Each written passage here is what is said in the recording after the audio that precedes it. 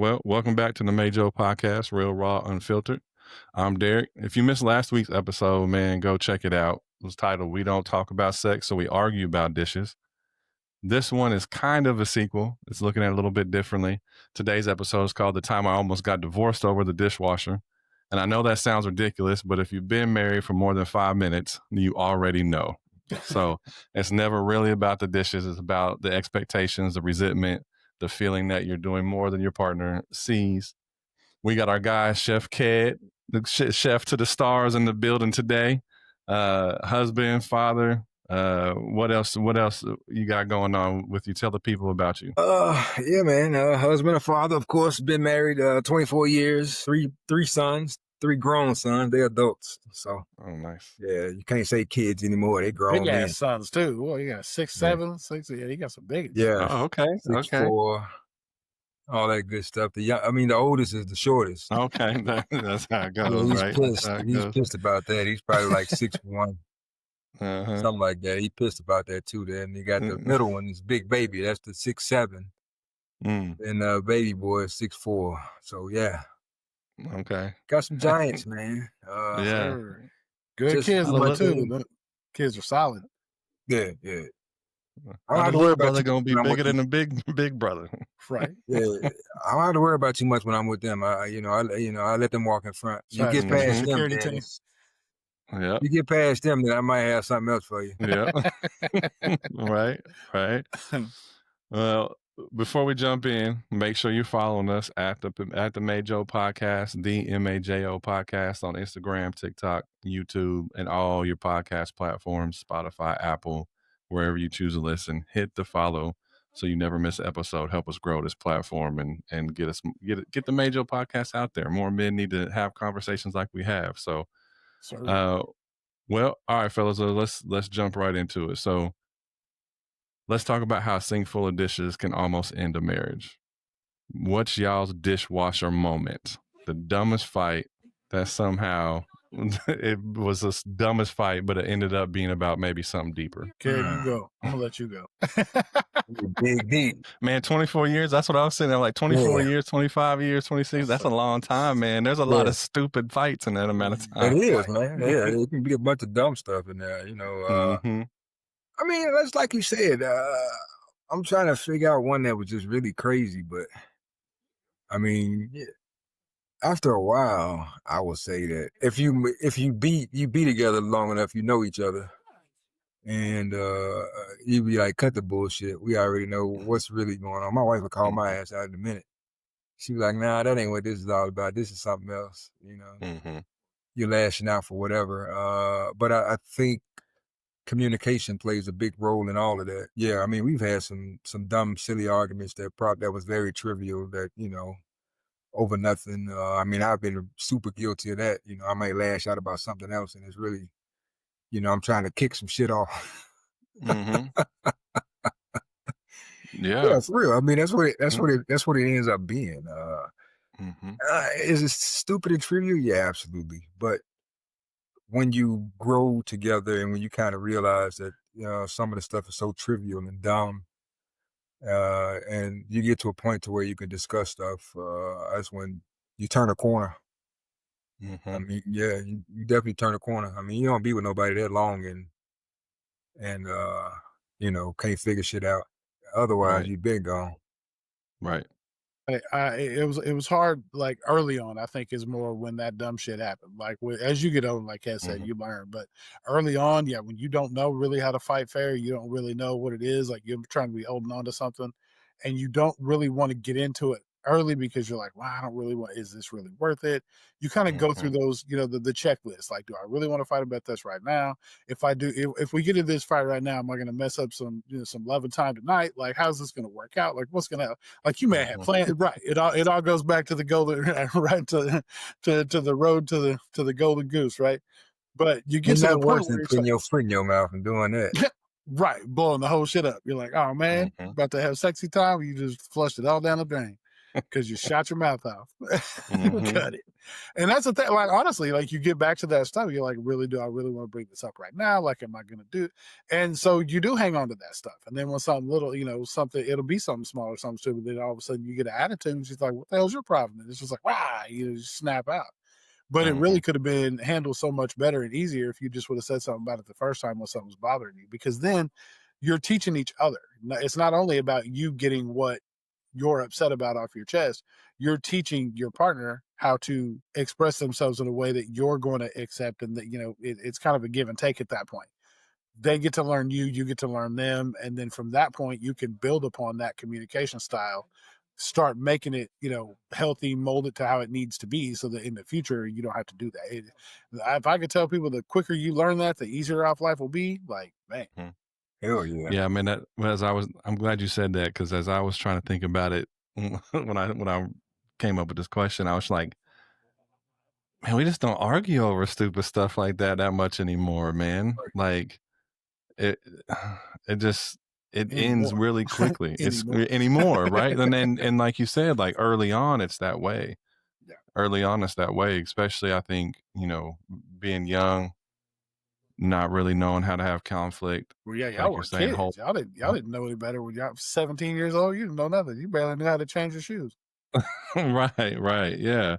Yeah. And so I think, man, we would fight over stupid stuff all the time. And then and then especially having kids, I don't know if y'all had the same experience too, but you'd be so stressed out. I mean, work, kids, bills, trying to do something, make something, figure something out, whatever. There's just so much going on. And then, Sheena would get the brunt of that at times just for no reason. Yeah.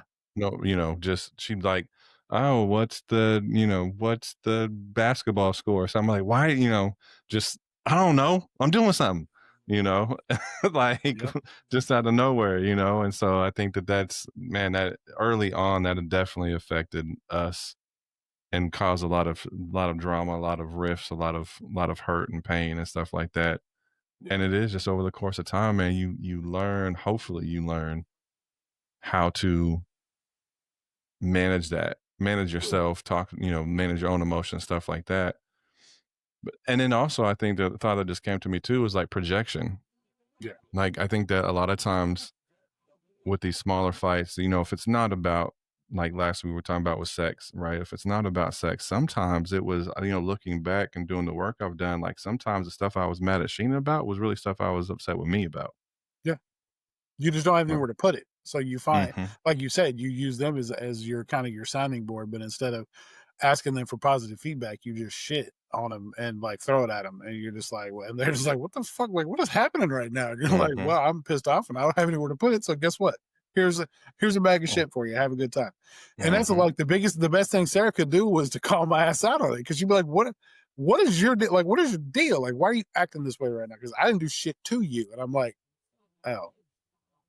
Well, when you put it like that, like you put all this fucking logic into it, I guess, whatever. Like, I'm just mad and I don't have anywhere to put it. So guess what? It's yours now. Here's a present. Here you go. Happy birthday. Yeah. Right. Enjoy that shit. Yeah. Here's your shit cake, blow out your candles. Like, but that's what it is. I mean, a lot of times that's what it is. We don't know what to do with it.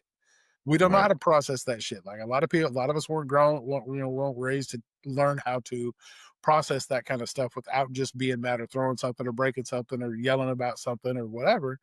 So, I mean, we just don't know where to put it. Like, it's not okay to do, but at the same time, it's like it's a learning deficiency more than it is just we're trying to be mean. Like, it wasn't really like that, or at least in my case, it wasn't like that. And you got to kind of look at it too, man, how you were raised and brought up too. I mean, I don't know how old you are. I know Jason, and me and Jason are probably close in age, for sure. And, 43. Oh yeah, you right there with us then. Yeah. I'm a 70s baby, and you got to kind of think about the generation that our parents come from. They come straight out the 70s into the 80s. You had parents like I did. My, dad was wild and shit, and just, you kind of watch all that shit, and so that kind of carries over. But I mean, they raised us the best way they knew how. Sure. And it just kind of falls into place like that, man. And shit happens. Like you said, early on, I did a bunch of dumb shit. you know, still do some dumb shit from time to time. But now, you know, she just like, we ain't doing that. Yeah. Cut that shit out real quick. Chantel's not the one. This shit out, you know. You know, she seemed like she cried, but my wife crazy, bro. That's how they are. Yes. Oh yeah, no. All three of us are the same. Like we all three of our wives are nuts. Like you put them together, it's a crime drama. Yeah, it's like no. What they say, I ain't a killer, but don't push me. You know, that's Yep. I know about how far to go. Yeah. Right. We know right up to that line. Yeah, get right up to the line. Be like, okay, I'm done. Yeah. You know that kid that know how far they push their mama. You know, I ain't gonna push it right, but I'm gonna stop it right before she get that belt. That's what it is. Right before she snap, it's like you go. Sometimes I fucked up, but back in the day, I would fuck up. I would push on over the edge and shit. Start getting that Samuel L. Jackson crazy eye, like you're like, oh shit, my bad. And at the end of the day, you think about it, man. You know, the stuff that you get into it about, it ain't worth arguing over. Seriously. No. I mean, and just, you know, then, you know, me being selfish and dumb. And, you know, just kind of realize, man, as you get older, where you are in time and how much time you waste. And you can be doing other stuff. I think that's the most important part. When it boils down at the end of the day, it's to the end of it, you know, life's short as hell. You know, I believe that shit. Now, my grandmother used to say that all the time. That was her favorite line. Life too short, you know, for this shit. Once I turned to half a century, I was right. You're like, damn, she wasn't playing. No. And now it won't stop. I mean, I'm like, damn, it's about to be 2026 already. I just turned 51. What the fuck? Man. It's going by so fast, bro. Yeah, like I just turned 40. It gets fast. It's already November, man. You know, it'll be January again before you know it. And, it takes forever. It takes 6 months to get out of January, but once you get out of January, that shit hits fast forward real quick. Like, I swear time has sped up. I don't know how. I know I want to do a study on that for it, but I promise you, it sure feels like it. It sure feels I want to like do I want to do some sort of study on that because I feel the same way. It was like once I hit 40. It's like these last 3 years have just went by so fast, bro. Yeah. Well, that's the thing. Like when I think back to it, like I feel like I wasted my 30s just being mad. Just mad for no fucking like that was those were my two like little sprinklings of happy in between just being mad about just dumb shit. Like, and that's a lot of what I had to like atone for with my daughter and my son. Well, not so much my son, but my daughter.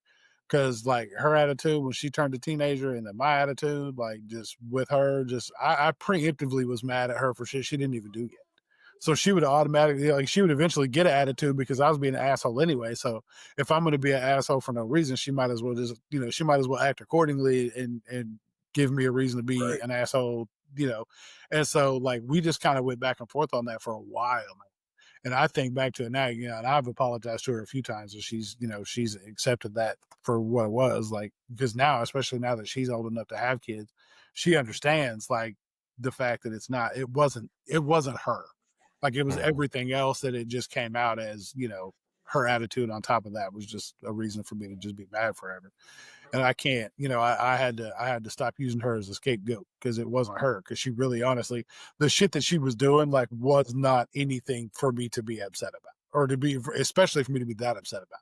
Because I'm like, she didn't drink, she didn't do drugs, she didn't sneak out, she didn't do anything. She was a good kid, and I was just mad for no fucking, just mad to be mad. And I'm just like, dude, you didn't deserve any of that. Because I could have had it way worse as far as like having a kid goes. She could have been way worse than that, and she just wasn't. So. Is wild. Yeah, I think I had that same revelation too, man, at a certain point. Looking back and just realizing how angry.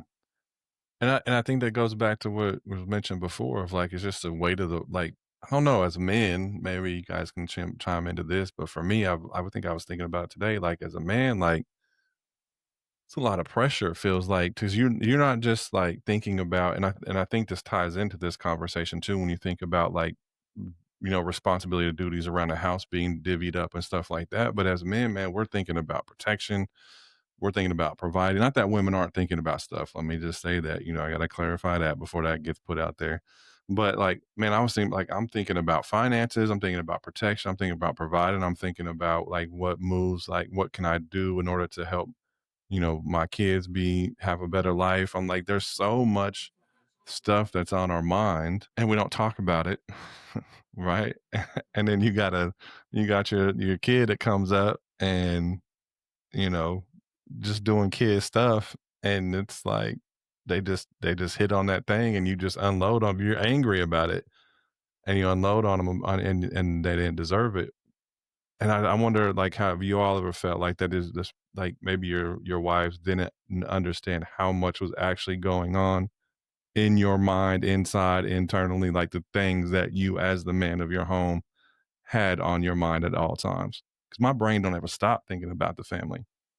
No, I never stopped. And yeah, I mean, now we kind of talk about that.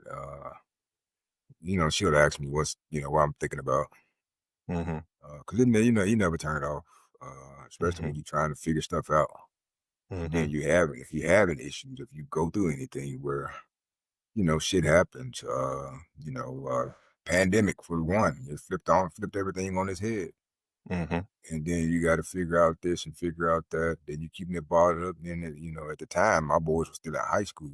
Well, the two youngest were when the pandemic hit. So, you know, uh, they in high school doing dumb boy shit. So, yeah, I mean, I can sympathize. I mean, I can definitely empathize with that, Jason. You somebody popping off. I popped off a lot. My wife would tell you in a minute. He a dick. But that's how it happens though, for real. Because Mm-hmm. when you really get down to it, like you guys say, your mind doesn't ever stop, because really society puts a lot of, it's different pressures for men and women. Like women have a certain amount of pressures that society puts on them for the way a family runs, but the men are the same way. It's Mm-hmm. always like we have our little box they put us in. And so that's constantly in our mind running. Like, what happens if I slip this, if I do that, if I don't do this, if I don't live up to this, the expectations, the weight of that is so heavy. So you've Yeah. got everything else that you're dealing with on top of having to deal with the societal pressures, having to, and even if it's not any more than what we put on ourselves, it's Right. still there. Like you still can't take it away, because it's self-inflicted, because we may put that extra pressure on ourselves. Like you can't just take it. It just doesn't go away. Mm-hmm. So Well, it's still especially when you have to something we have to pivot. try to deal with. Right. Yeah. Cause you You had a, got you had a to. big pivot during the pandemic. Hell yeah, you still feel the pressure from it. It's nothing is really went. I never went back to normal. What was the pivot? Work. Mm. Yeah, my industry shut down during the pandemic for 10 months or so, 11 months. We went back to work, and right after that, went on strike. Mm. And the work hasn't been the same since. So, the pivot for me was doing other things, having to find other work, and then dealing with, pay cuts. That's like the biggest thing right there for me was that. Mm. Talk about not, I'm not saying you don't feel like a man, but at the same time, you get a pay cut, a huge pay cut, Mm-hmm. and that kind of fucks with your psyche. No, it does. Plays Absolutely. a whole lot into your mental, man, and how you process stuff and how you think about stuff, and just trying to focus and move forward from that. And it just seemed like it'd be one spiral after another, and the way things are going now, especially, I mean, nothing has gotten any better. I mean, everything is going up but wages. Mm-hmm. We Mm-hmm. had that conversation earlier today. We were out to running errands, and we were just talking about that, and you know, um, we were just looking at vehicles that were going by, and it's just amazing how, and I'm sure Jason, I know you're a big car guy too. I know we talked about, maybe 20 years ago or so, Suburbans used to be about $38,000, $39,000. Mm-hmm. Mm-hmm. Now, the base model is probably A5. Yeah. Mm-hmm. Yeah. You can't touch a nice one for under 100. Right. Yeah, and if you getting all the bells and the whistles, you might max out at $130,000. Easily. Stupid. And, Crazy. My wife was telling me about this report on the news where they were saying that people were losing their homes, but people were giving up their homes before they gave up their vehicle. But right here in Atlanta, you can't, unless you stay where you live, where you work, you can't be in the metro area without a vehicle. Right. It just doesn't happen like that. I mean, unless you live in the immediate city where you can depend on public transportation, but like where we are, 30 minutes north of downtown. So if anybody, and my wife works in the city, but she's probably about 20 minutes. She's like right before downtown, but it takes about 20 minutes to get to work. But I'm just saying, you got to have a vehicle to be able to get around.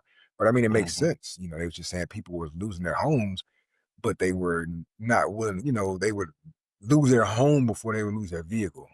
I mean, you better hope you pay for the bells and whistles so you can be bitches comfy to sleep in. Yeah, I mean, most of them were downsizing, maybe getting into other things, but they was like, instead of getting the car repossessed, they was losing their homes.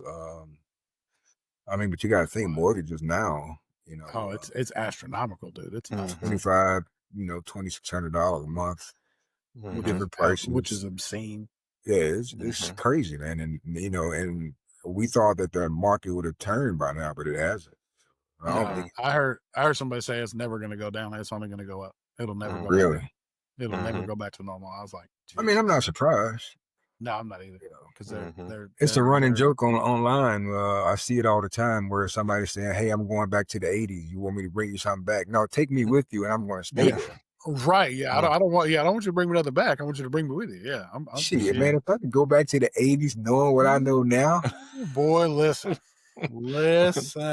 I would be a rich bastard by the time listen. Somebody said some shit like that to me. It's like it's 1990 or tell yourself from 1993 things, and I was like, Google, Apple, and Amazon. Bitcoin. Google, Apple, and Amazon. That's a three. And then other companies that came along that you could invest in, like Ring. Right.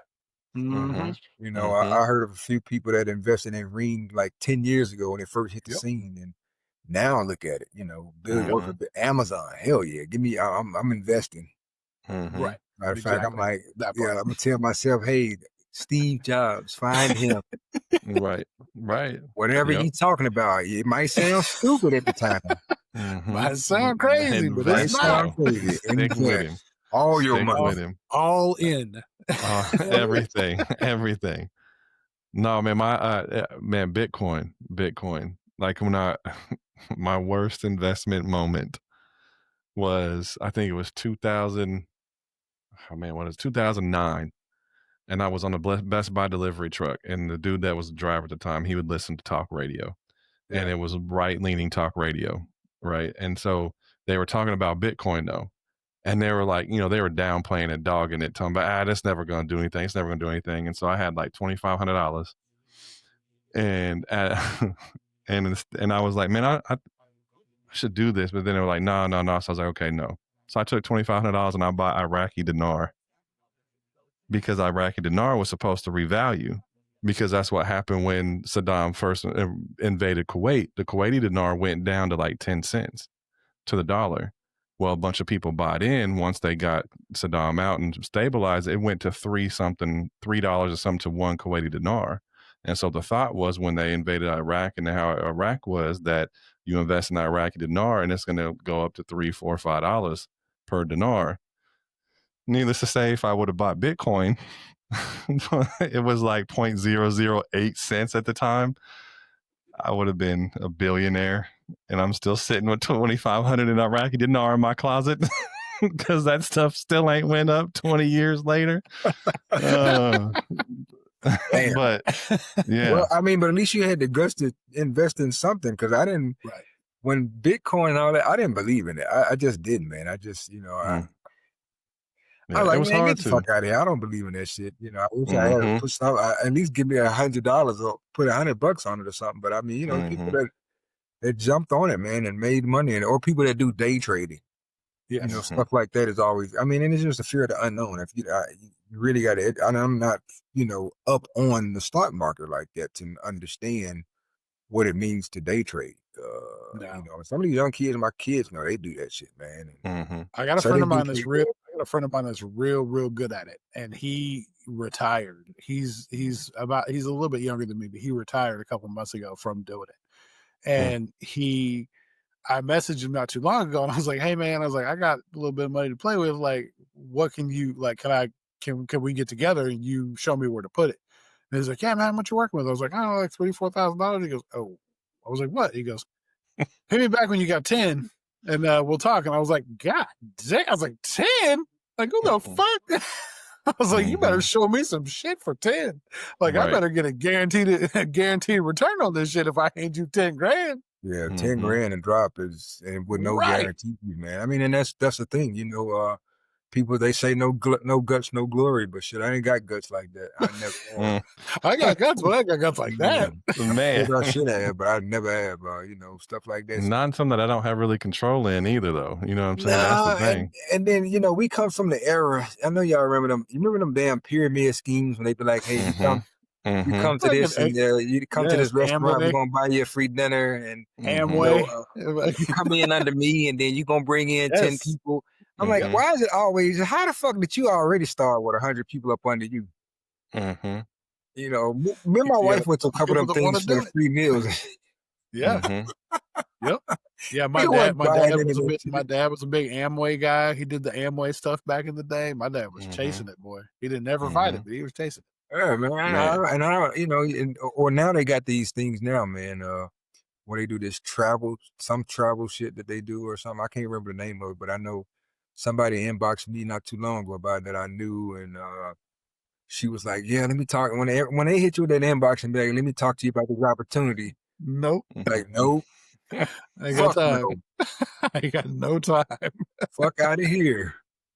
Hey, look, we went to Florida. We took the kids to Florida one year, man, and got caught up.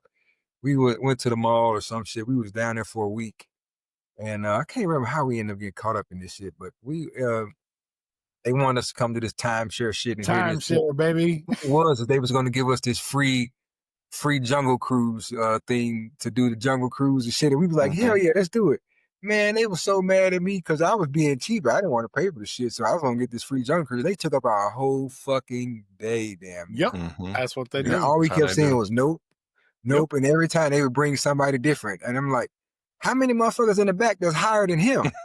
That's gonna keep coming out here, and they're gonna keep writing on that paper, and they're gonna keep circling. I'm gonna keep saying yes, no. No. And they finally gave us them fucking jungle cruise passes. I was like, oh. He said, "But I could have worked hard enough to buy the fucking boat by now." Right. I will tell you though, it was down in Miami. I think it was Fort Lauderdale, I think, but it was really nice jungle cruise. But the shit that we had to go through to do it, I'd never do this shit. But don't do the timeshare presentation to get it. Buy your own tickets. No, I would not be a cheap bastard ever again. Cause I was sick of that shit, bro. I'm like, God damn, can we get the fuck out of here? Yeah, I was mad. But by the time we 6 hours in, I'm like, we in it now. I get these jungle cruise passes, bro. Hook up my foot. I ain't turning back. Right. It's the principle at this point. Yeah, it's on principle now. I got to get them. I'm gonna raise no quitter. Right. Nah, but I'm gonna keep saying no. I took joy in that shit too. No. Yeah. No. I think we're gonna pass still. No. We're like, no. No. Man, that sounds Tell me that one more time. No. No. Hey, bro, wait right here. I'm going to go get the executive, or, whatever the fuck they would come back with. And they would come back with some different numbers and shit. No. I'll be like, bring that guy from 3 guys ago. Bring that guy back in here. I want to talk to him. Right. They come back and be like, oh, yeah, still no. Yeah, no. It got to the point to where it was going to be an art on how we was going to say no when they came back with somebody else. I think it's not for us. Right. We like, let's learn some different languages and no. Now, what the fuck is German for no? Right. No. Right. But I think going back to what you're saying though is kind of what we're talking about, like thinking about the stress that has to be on couples who are losing their home or their car, but you need your car to work. Right. And so like the stress that be on there on that couple like that, like I think that's, I know that's a situation for nowadays, but if you take that and you just generalize it, like there's stress that each partner has on their shoulders all the time, Oh right? yeah, always. And I think that's why chores, and you can correct me if I'm wrong or what you all think, but I think that's why chores carry so much emotional weight. Because if we talked about the things that actually mattered, if we talked about the things maybe we're actually upset about, if we talked about the things that are heavier, it's scary, it's Oh, 100%. dangerous. It makes This it real. person, right? It makes it real. This person may leave me, but we can argue about the chores, or we can argue about dishes, and that's somewhat safer. But it always seems like in my work with couples, and even thinking about my relationship, none of those arguments ever go anywhere because they're always met with defensiveness. Yeah. Right? Yeah. Like, you Because know it's how not you a got to load the conversation. dishwasher. Like you just said, Right. it's not a conversation, it's an argument because you're arguing about shit. So there's no conversation to be had. Somebody's just trying to win. Like somebody wants to be the winner. You want to be as the aggressor. Whoever the aggressor is wants to be the winner. Whoever's getting aggressed upon wants to be the defender and defend themselves in any way they can. So there is no real conversation about it. It's just Right. it's an attack and defense. Right. Right. Right. And then there's like this, I don't know, there was this couple I was working with a couple months back, and I think she was real upset about the household duties and stuff like that. And he was over there doing his own, like he was doing all the outside stuff, like painting the fence and staining the fence or do something like that and everything. But she was like, well, I'm doing this, and this inside. And they were just missing each other. When we kind of boiled it down, when we kind of got down to it, she had like so much emotional weight on her shoulders from stuff that was going on in the relationship that she wasn't talking about, but it was coming out as the dishes. I did the dishes 4 times last week. How many times you do them? Right? Like, So I painted the fence. How many times you paint that shit? man, that's what he was. But I think that's what I'm saying, right? Like people are so stuck on their own stuff that they're looking at what they're doing. Yeah. Instead of looking and because they're not bringing up what they actually want to talk about. Yeah. You know Well, what I I'm mean, saying? like honestly, like it almost could have happened before I came in here to record. So we were in like Sarah, we've kind of had a veg day where we didn't really do a whole lot. Like we just kind of laid in the bed and just kind of existed today because it's been a heavy ass week. So we're in there and like I disappeared for a little while. So I came out into the living room and I swept and I mopped and I picked up a bunch of stuff and cleaned up after some other people's kids. And I did all the stuff I had to do. And then once I got it done, I go back in the room and I'm chilling with her. And then she was, our niece was going to come by and drop some stuff off. And she's like, what's the living room look like? And I was like, well, I told you I went out there and I just had gone through and done all this, sweat, mop, cleaned up, picked up all the stuff. And she's like, oh, she's like, well, I didn't know because I hadn't been out there. And I could have been like, motherfucker, I've been out there doing all this stuff, because I thought about it for a second. I started to be like, hey man, because I told her when I came back in, but she's kind of, she, like I said, she's had a long week. So she was kind of vegging out, not really paying attention. So when I said it, I kind of thought about it. And I was like, I just told you I've been out there doing all that. Like, where'd you think I went? I was gone for like 2 hours. Where'd you think I went? And to me, but she didn't go out there and look at it. So I couldn't really be like, well, you didn't see when you went out there because she didn't go out there. So she really couldn't see. But I could have taken it there, but I just chose at that point to be like, no, I went out there and I swept, I mopped, I moved all the chairs, moved everything out of the living room, swept and mopped, did the stuff so. Just letting her know in that way. But no, old me would have twisted the hell off because I'd be like, oh, I did these things and you need to reckon, the shit that women always talk about, like men will pick up, like take one dish to the sink and be like, aren't you proud of me? Like I did this. And they're like, bitch, I cleaned this whole house. Like, get out of here. And we're like, but I want the recognition for the thing that I did. We need the pat on the back. But I wonder how much that's exacerbated by our society we live in. A lot. Oh, all of it. A lot, yeah, a ton. Like, because there's ways that's creeped up in our relationship, but I don't think that my wife and I have ever really fought a lot about like who's doing more at what point in time. But I sit with a lot of couples that do, and I think it's this society deal. Like, there's been this. It seems like from my perspective, it seems like there's this like if you're a woman and you're doing most of the household chores, then you're straight out the 50s and your man's oppressing you. Yes. And so it's like this opposite reaction of like, it has to be equal. It has to be this. It has to be everything has to be right down the middle. And I'm like, man, that's just not how real relationship work. If it does, I mean, if you have a relationship where you've been able to 50-50 split everything, Cool. man, kudos to you. I haven't been able to figure out. It's not important to me either. Like my wife will do more. Sometimes I'll do more sometimes. And that's where I'm going to like, my wife may do more of the stuff around the house, but like I handle the finances.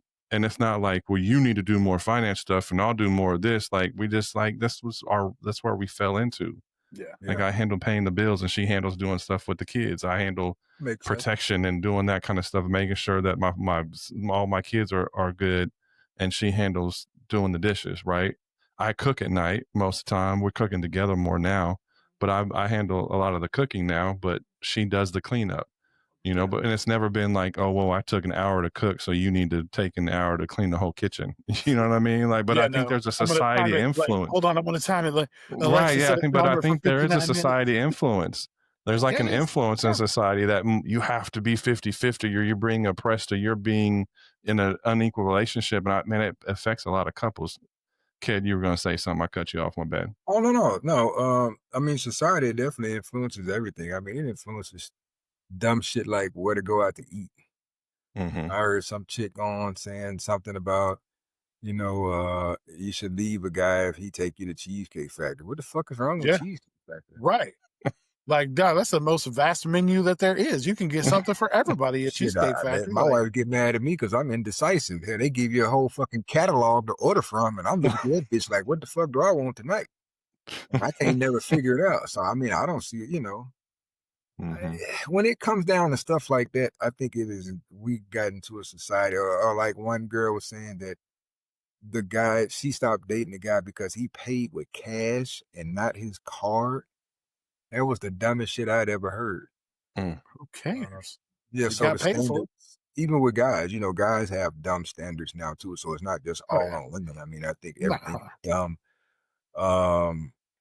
Then the whole emphasis on, like you were saying about this whole 50-50 thing, I think that's a personal situation for what you and your household got. Right. If you're in a situation to where you can handle everything and do all of that, then yeah, that's cool. But I also think that it's irresponsible if you're not in that situation where you can't handle everything and the other person's just sitting there going, fuck you, and be like, all right, that's your job. We in this shit together, goddamn it. So we both, I guess we both gonna be fucking homeless. Right. That's what it is. We're both gonna be living with a dirty ass house because I'm gonna play Xbox instead of clean. So yeah, like that's right. That's the same with a dude. He's sitting at home and shit, and you got the wife, you out doing all the work, and you playing fucking Xbox all day. Same shit. I mean, the same thing applies. So I just think that it's on a relationship by relationship basis. Nobody should stand in front of people and say, hey, this is the standard for relationships now. It's the guy, it's all or nothing. That's bullshit. Yeah. I mean, I work from home, so I have more access to do a lot of household shit. It don't mean I'm domesticated. My wife is at work, and hell, if I'm working from home and I can freely get up and go put clothes in the fucking washer, that's what I'm gonna do. Right. And that's my thing. Yeah, that's my thing. Like, yeah, I work from home too. So there's a lot of shit that I can do during the day. Yeah, my wife works 12, sometimes 13 hours a day. Shit, I can't. I can just sit around and wait for her to be like, oh yeah, the clothes need to be put in the washer. Yeah, that's irresponsible too. Now, has it been some days where I'd be like, fuck it, I ain't doing shit today? Yeah, hell yeah, it's been a lot of but I'll own that. I'm sure I ain't feel like putting it in the washer today. She be like, okay, that's cool. It is what it is. But now if I go like all week and don't do it, and then she be like, well, damn, kid, what the fuck you been doing all day? So you turn the fucking day into a fucking week. She knows how I am when I'm working too. When I'm working, I ain't gonna incriminate myself. I don't know who the fuck watch this podcast, but we got like 11 people. You good? Yeah, she'd be like, I know the fuck you do all day, so you could have done X, Y, Z. So you got to have a valid excuse for not doing what you're doing. But I mean, if you want them people that let other people influence you and how you do in your relationship, then you was one of the people that was a follower in school. Yeah. Yeah. That's just how I see it. I mean, we laugh about a whole lot of shit that people say with these standards and stuff like that, and the internet pretty much runs the gamut when it comes to everything now, and that's why people will get divorced quicker. They don't stay married long, or they can't even stay in a regular relationship long. I mean, I'm not saying that, I mean, and by no means am I saying my shit is perfect. It's far from it, but it's willing to put in the work to stick the shit out and make it work. Yeah. That's Well, the remembering it's yours. It's your right, relationship. right on. It's your relationship, right? Like, and letting outside influences, and that's one of the, that's one of the reasons why I think this is such a big topic. But letting the outside world influence what your relationship looks like, Right. or and trying to maybe impose some sort of dynamic from your home growing up, or something that you saw on your spouse, is just going to lead to more conflict too. Like, you have to find what works for you, for your relationship, right? And so when it comes to the chores and stuff like that, like, if you're feeling like you're doing more, one, checking yourself, what am I really feeling? What may be going on? And then having the conversation about it and saying, how, maybe being more inquisitive instead of starting with, hey, I'm doing more than you are. Maybe starting with, hey, how are you feeling? Like, what's going on? What have you been up to? Like, checking in with your spouse to see what's there, to see that, to notice, maybe because maybe you're not noticing what they're doing, and you're just projecting onto them the unappreciation that you actually have for them. That's funny, man, because we hadn't had one of them conversations in many, many moons. I did XYZ, or I'm doing this, and what the fuck are you doing? That's I mean, we graduated away from that shit a long time ago. It's pointless. Because it just ends in dumb shit. I mean, at the end of the day, it's got to be done. It's Plus, never going to equal out. just like certain stuff that I know that I do as a man, like putting the garbage cans on the street and shit like that. I don't expect my wife doing stupid shit like that, taking the trash cans for trash day on Friday and shit. Well, Thursday, putting them out there for Friday. She never had to do no shit like that, It's just certain things that you're gonna do versus what she's gonna do. Yeah. Well, and like you were talking about with the outside influences, one thing that people don't realize is we all have that one person that we vent to, we talk to, or that group of people that we vent to and talk to about when things go bad. But the thing that people don't really ever realize is most of the time you don't talk about when the things are going good. You only vent when the things are going bad. You don't celebrate the good stuff. You vent about the bad stuff. So that person that has all these opinions about what's going on and how you're being treated only hears the bad shit. So they only have one viewpoint. So their viewpoint is you're getting you're to those people, you're who they're protecting. So in that aspect, if that's your friend, they're going to be like, oh, well, you're getting treated like shit. You don't deserve that. You need to be treated better. You need to be this or that. Because you're not telling them about the rest of the time, the 98% of the rest of the time where things go good. You just vent about the bad shit. So they only have their skewed perception. So their output is going to be from that perception. You don't have to look at it from the other way. Like I tell my daughter that all the time. She's like, well, you guys just don't like my boyfriend. I'm like, well, because we only hear the bad shit. Let us in when the stuff is good so we can see the whole picture, and then we'll know. But you only call us when shit's at DEFCON 5 and the house is on fire. Like, I want to know about the good stuff all the time. Like, tell me about I want to know all of it. Like, tell me the whole story. Because that way I can make informed decisions when shit really does go bad. And that's why you keep that shit to yourself. Absolutely. Right. And that's the thing. Your like relationship is protected. Right. And when you try to go out there and you vent to to these people are only going to see, especially if you got one of the bitter, beer face ass chicks that's just alone, just bitter and alone. They're just always going to be trying to rail your shit because they want you to be alone with them. They'll be like, yeah, come be with me. Like, you don't need to be doing all that. You don't put up with that shit. And the same with dudes. If a dude ain't got a lady, he's going to be the same way. He's going to be like, man, fuck that bitch. You can come hang out with me. Like, you got to come hang out with us. Come over bros now, man. We can kick it and chill. Right. It's like, you don't hang out with us no more. Right. Well, guess what? You can't do what she does. So, but if I try to stress, like, keep your relationship sacred. Like, I get wanting to talk to people and, like, have some venting and maybe get some outside perspective, but make sure that those people are trustworthy. Like, Fuck that. that Trust they nobody. well, when I say trustworthy, like, that they have both of your backs, Yeah. right? Like, that Go ahead. I was just gonna say you just find with over time, man, is if you don't want the stuff that you don't want repeated, you might as well keep that shit to yourself. Mhm. I promise you, because Mm. people have proven time and time again that they gonna they let it slip one way or the other. Mhm. Might get mad at you, or they might be don't have your best interest, and you think they do. Mhm. That's why work that shit out with your spouse and Mhm. keep it Right. to yourself. Even with talking to parents, there's no need in talking to them either.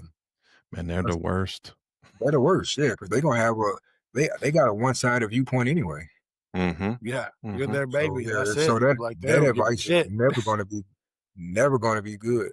And Right. that's another thing that me and my wife talked about from before. Like my parents would have issues. My mom would talk to my grandmother, my dad's mom, but her voice of reason was the pastor at church. And even Mhm. he's not educated, a person that has that behind his name to be able to give you counseling like that.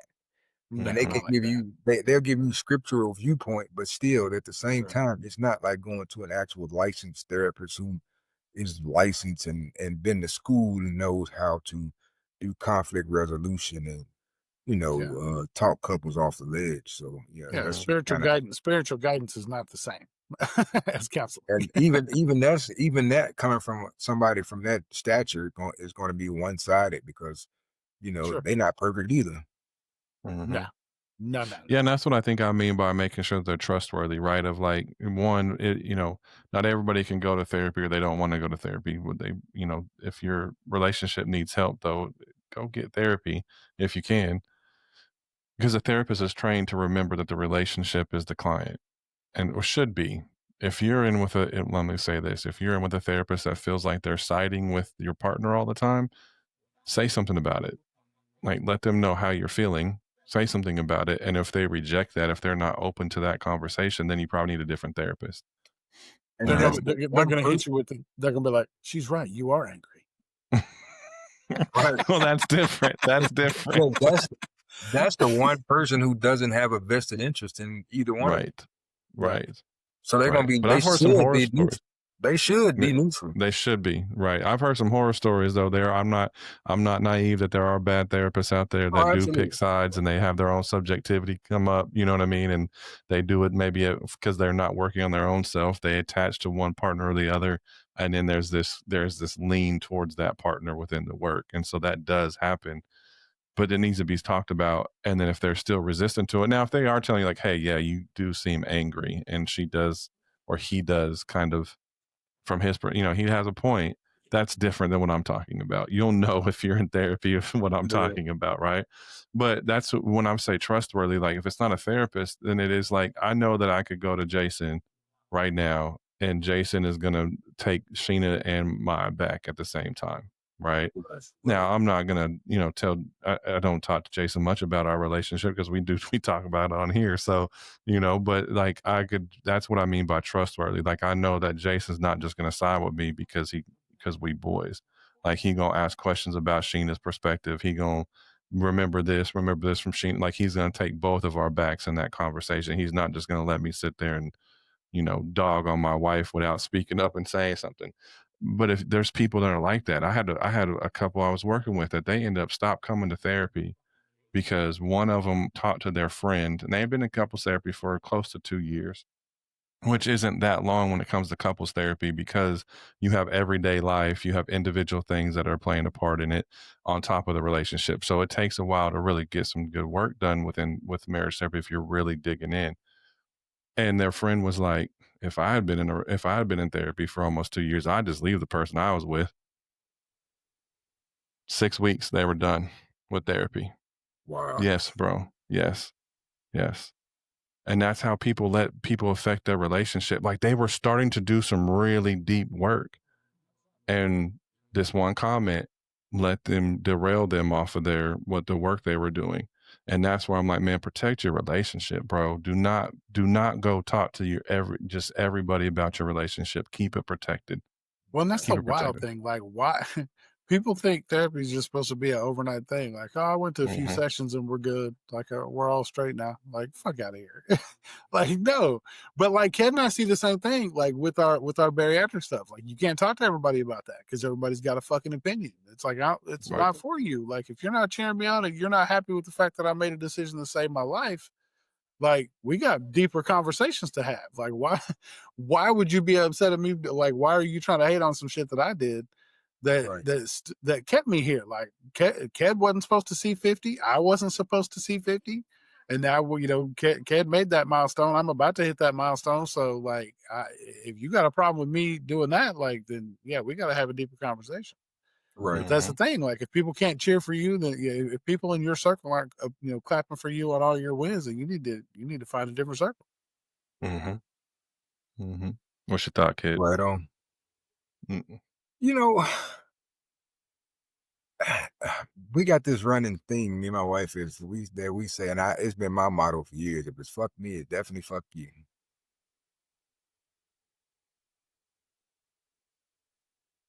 That's where we are with it, man. And you like we talk about a lot of stuff. I mean, the longer you're with somebody and the more connected you become, like we talk about work, she can come to me and talk about, things that go on at work and how stupid people are and, be able to vent. And you got to be able to have that. You got to be able to have somebody that's in your corner that can bring you back off the ledge or be a soundboard or be somebody of sound mind and judgment. I was just telling her not too long ago before I jumped on here. I'm like, you know what? You really keep me grounded because I'd be like, nah, I ain't doing that. Fuck that.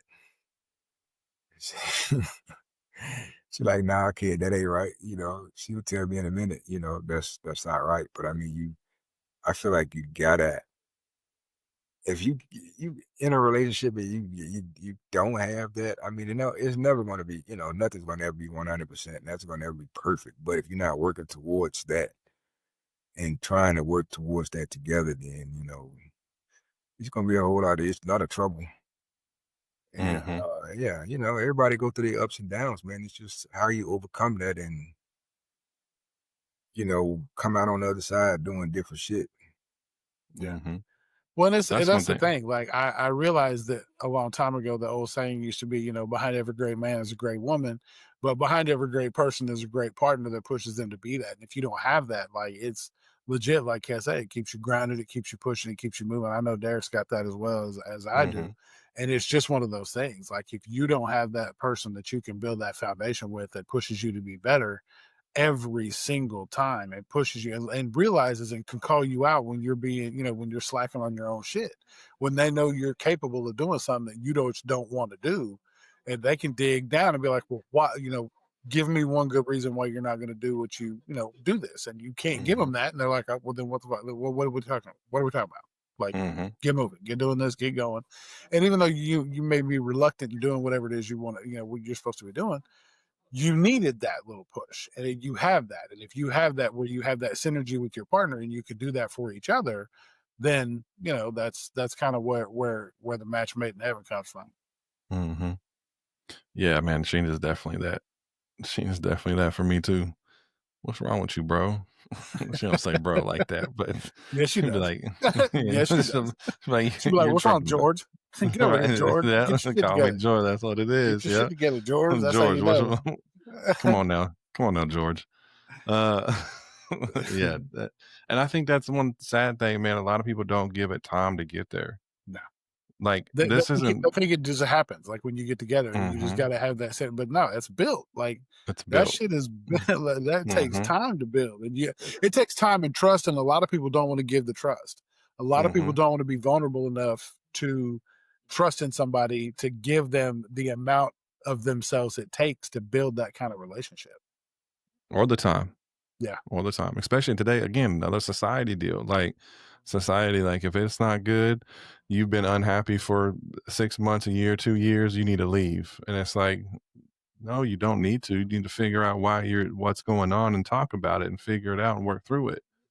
Like, you loved each other at some point. You were happy at some point.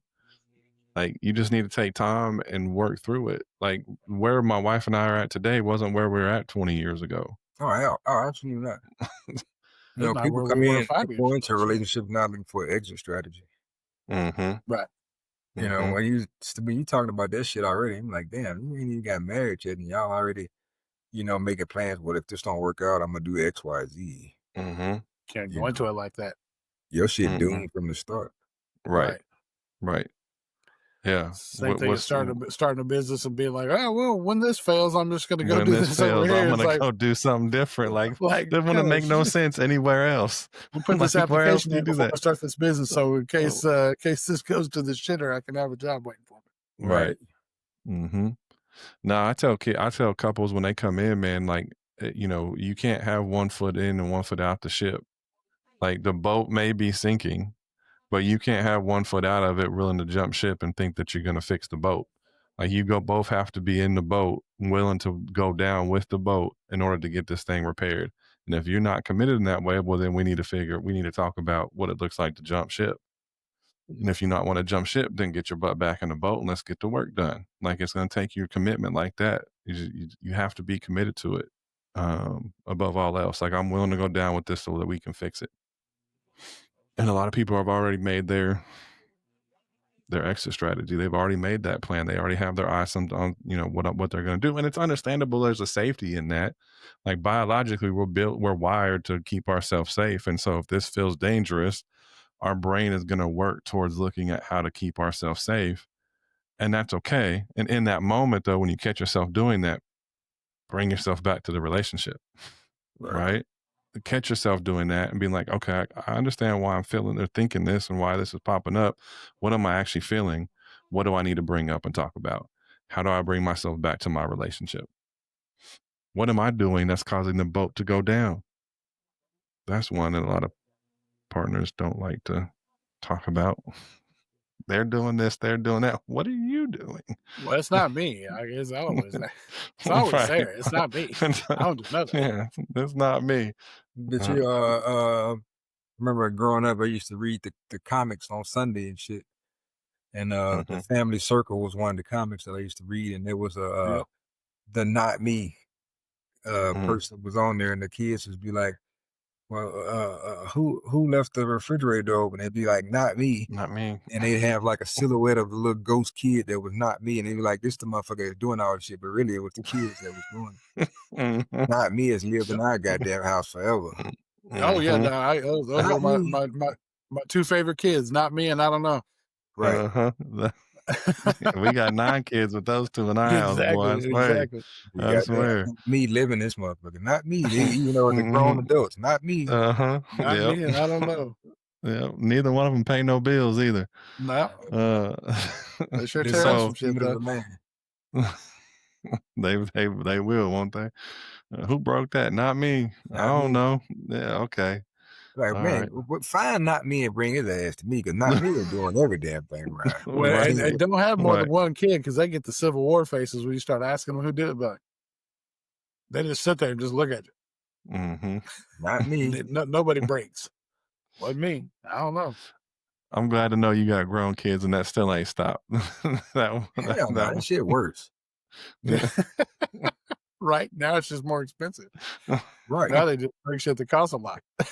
I thought it was going to end at a certain point. My oldest is 25 and I got 22, and then the younger ones are like 20 and then 2 18-year-olds. And I'm like, it still ain't stopped. I thought I was going to stop at some point, but I guess I just got to learn to accept that.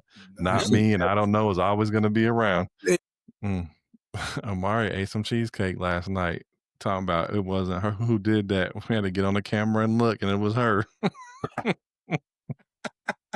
And she knew the whole time it was her, bro. And that's the worst part is they know y'all got that bitch wired like the Pentagon, so they ought to know better. They can't get away with nothing because y'all got it all on camera. You would think.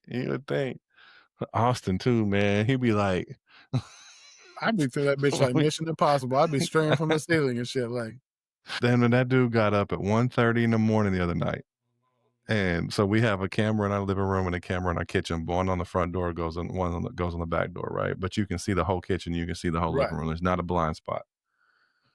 This dude came out at 1:40 in the morning, 1:30, 1:40 in the morning. His school computer was plugged in, his little laptop was plugged in against the wall in the living room. He pulls it over to the side and then goes in between, like where the wall in between the kitchen and the living room. The camera can see him, but he goes and he like kneels down on all fours, reaches around the corner and grabs his laptop, slides it over. The camera's catching him the whole time, bro.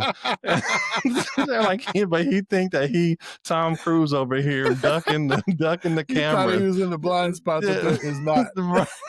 No. And so he pulling it over, and then he gets it, puts it in the blanket, gets up, walks back to his room. He was on that thing for 5 hours, bro.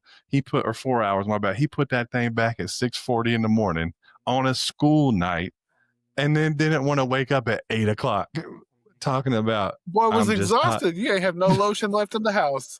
I guarantee you. Lotion and Kleenex was gone, son. That's Hunter. Overtime. That's Hunter. But then so then we're showing him the camera because we're eating dinner. We're showing him the camera, watching him do this. And so he starts looking behind him and starts like looking back. I'm thinking he's trying not to laugh because he thinks it's funny, right?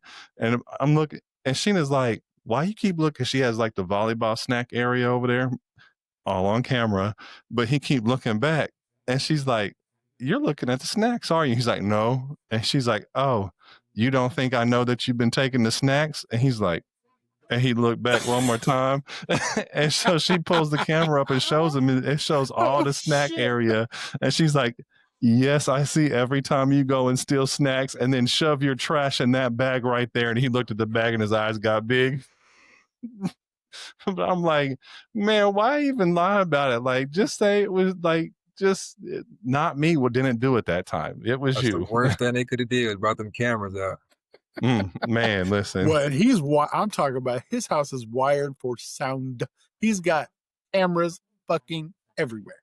No, we don't. We got 3. Go to the bathroom in your house, dog. I don't trust you for shit. Oh, shut up. Shut up. Little peeper. Listen, because we got tired of not me and I don't know. Like, so we got tired of them always messing stuff up. Yeah, so we go. And then, like, when we would be out, it was just easier to have cameras so we could communicate to them, right? Like, talk to them. And he can talk shit to them through the camera. Hey, put that snack back. Yeah. A lot of times, though, not me don't show up anymore. We figure out who it is. Not me ain't there. Well, not me. It took a break. Yeah, yeah, not me. I don't know. Took breaks. Not me. They moved out. They got an apartment together. Yeah, they're breaking their own. They show up every now and again, get some food out the fridge. But oh man, so bringing it back to the conversation, since we're almost out of time. So what does repair like? So when these things happen, because they're going to happen, like I think we can all agree, like especially early on in a relationship, these kind of fights are going to happen, right? Yeah. As you're learning to build trust, as you're learning how to communicate, as you're learning each other, as you're putting in that time, like we talked about, this stuff is going to happen, and that's what makes a relationship, the longer it goes, the more valuable and more secure, is that these things happen. You made it through. You built that trust. So what does repair look like after one of these blow-ups? What should that look like? Ked, what's that look like when you guys did have some of these fights maybe early on? What did that repair look like? And what now when you guys maybe have a little conflict or argument, what does repair look like for you all? I think repair probably back in the day was, sweep the shit under the rug and be like, okay, whatever. We move on from it, but not really addressing it. I think that's where the growth comes in, that when you get to a point to where you can mature enough to be able to actually really move on from it and get closure from it, come to a resolution first and then get closure from it and, talk about what's really bothering you, stuff like that, or, what's really going on with you. I think that's when you you hit a certain pinnacle, and then you find out you still learning stuff about each other every day, even that many years later. Yeah. That's the crazy part. You be like, damn, for real, I didn't know that. Yeah. Kind of feel kind of slow. You be like, man, we've been together all this time. I didn't know that shit. That's what it be like, man. But it's just all a part of growth. And because back in the day, you argue about something. Next 2 hours you on to something else, but you really didn't let that shit go, but it's still in the back of your mind. Right. Throwing proverbial darts to kind of kick that shit back off again. Yeah, because you're not done. You got to get some more licks in. I ain't done. So I got you feel like you didn't give it. You didn't give it your yeah, all. like she tore my ass up. Let me get my lick back. God damn it! So let me figure out how to start some shit. Yeah. But yeah, I don't know. I'm way guilty of that. But I think honestly, probably the two biggest things is start early. Like just start getting all the shit out in the open early, and realize that you are not infallible. You are not. I don't give a shit how right you think you are. I don't care how good you think you are, how perfect you think you are. You're not. You're infallible. You're going to make mistakes. You don't want to start off in a situation feeling like you have the moral high ground, any kind of high ground, like you're not better than anybody else. You guys are equal or you wouldn't be together. Like there's no reason to play into that, thought process. Just realize you're going to make mistakes. You have to be able to take the constructive criticism of your partner. Your partner is not there to tear you down. They're not there to attack you. They're not there to do any of those things. If they are, that's a different situation and you need to get the fuck out. But if they're not, if it's a genuine situation where you two are trying to grow together, it's something that you have to address in such a way that you can have constructive conversations where you're not just tearing each other down. Where you can say, hey, what you did upset me this way. But you have to bring it in such a way that it's you have to have a thought out situation. Like you can't just be like, well, you were a dick to me and I don't like it. Well, you have to, if you came to your partner and said, hey, what you said hurt my feelings because of this. I feel like you have this thought about me and we need to talk about that because I don't like that. And then they can come back to you and say, well, no, actually what I thought was this. And you have, it all comes down to having a conversation versus an argument. Right.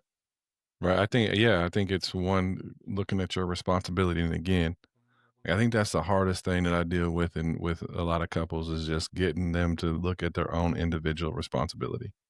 And so if we're talking about real repair, looking at your responsibility in the situation, and then like you're talking about, Jason, like, so it's called a soft startup is what it's called, coming back, and it's a soft startup, and it's like, hey, I know I contributed to this early. Let's talk this out.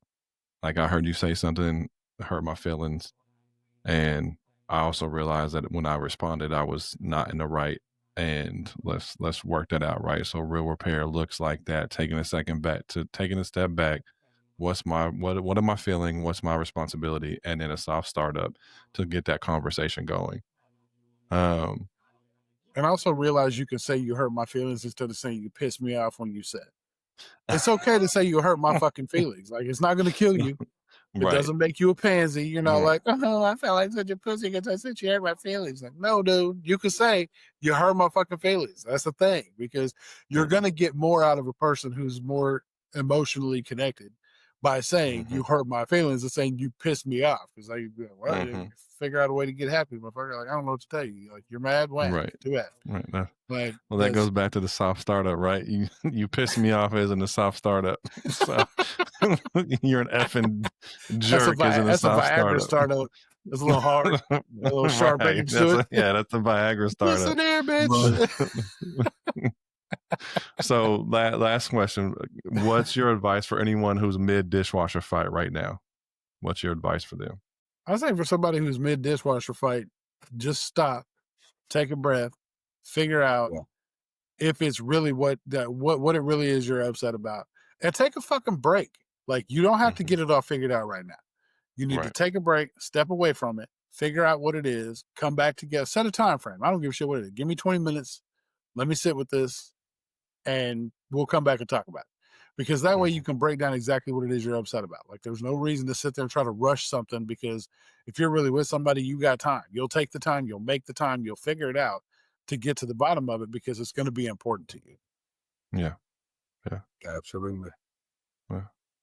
What's your thought, Ked? I mean, if you actually hearing this, it gets greater later. Mm. Learn yourself, figure Mm-hmm. out yourself. If you're already in that situation, like we tell our boys now, take time to get to know who you are before you get married. Jumping into that, when you're jumping into that, you got to realize what kind of commitment that is. For Mm-hmm. one, especially, because it's not just you anymore. Mm-hmm. And you got to consider that other person and be pretty much put them before yourself. That's the biggest thing. And Mm-hmm.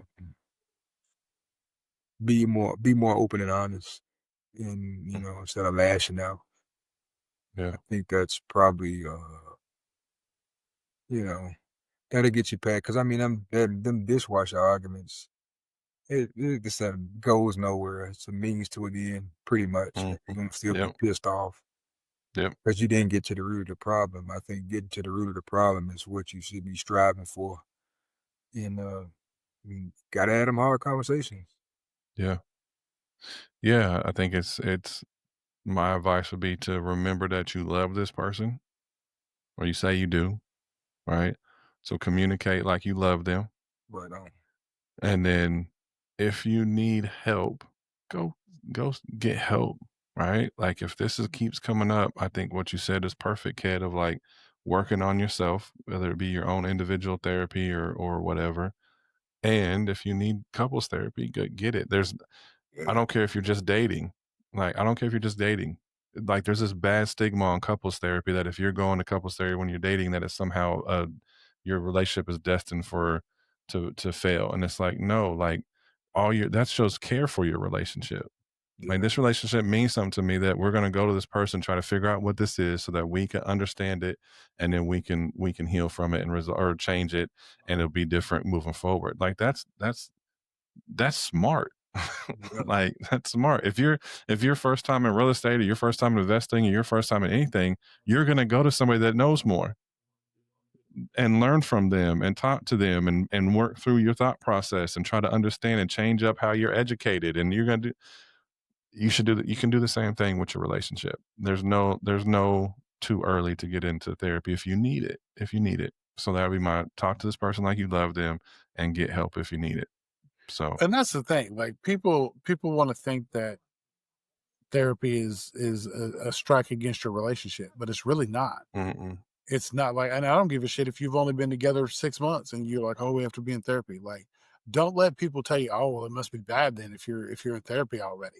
No, Mm-hmm. it's not. It's just you want to learn each other, and you want to do it tactfully, and you want to do it quicker.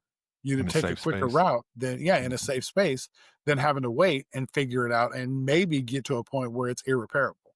Right. Like you don't want to do that. Like you want to, Right. if you can get to it now, if somebody showed you the way to get to it now, you're going to want to do that now. Like why wait Mm-hmm. and get to Right. some shit and go through all the trials and tribulations? If somebody can give you the roadmap to success in a relationship, why would you like, no, we're just going to tough it out. It was Like, too early for oh, that. right. Like, It's too oh, early. 6 months in, you want to tell me how to do this the right way? Fuck no. Like I got to hit my head 20 more times before I start looking at that shit. I got years to go before I'm worried about you. Like, Right. no way. Right. Yeah. No, I'm just gonna say, don't if you could take any advice, don't let it get to where you have to be 20 years in before you figure that type of shit out. Mm-hmm. Right. You would be much more happier and have a lot of success in a relationship if you work that shit out now, early on. I mean, that'd be cool as hell. Mm-hmm. Yeah. Definitely Right. work that shit out now. Right. Absolutely. Yeah. Every couple's got their version of their dishwasher fight. Whatever yours is, it may not be dishwasher, it may be something else. But every couple has their version of it. And if you can learn what's underneath it, Right. you've already changed the story, right? So it's not about the dishes. Most of the time, it's about feeling seen, valued, and connected. So just remember that if you're having this consistent fight about something, take some time, figure out what's underneath of it, understand it, work to change it, and you can change the story, and you can get to where you want to be. You said a mouthful. Seen, valued, and yeah. Yeah, that's what it's about most of the time, feeling seen, valued, and connected. That's what a lot Absolutely. of those little fights are about. And so if you don't know how to communicate that way to get to that place where you can both feel seen, valued, and connected, go find somebody that can help you get there. Right. Yeah. I think that's just a smart move. So, well, huge thanks to Chef Ked for hanging with us today. Make sure you go follow him at chef_Ked. If you have your own dishwasher moment, send it to us or drop it in the comments. We'll share it in a future episode. I love that we had that question last week with our episode last week. Yeah, So that we was want more of those. So, and don't forget to follow at the MAJO Podcast on Instagram, TikTok, YouTube, and on Spotify, Apple Podcasts, or wherever you listen. New episodes drop every Wednesday. We'll see y'all next week. Take care, y'all. Peace. Have a good one.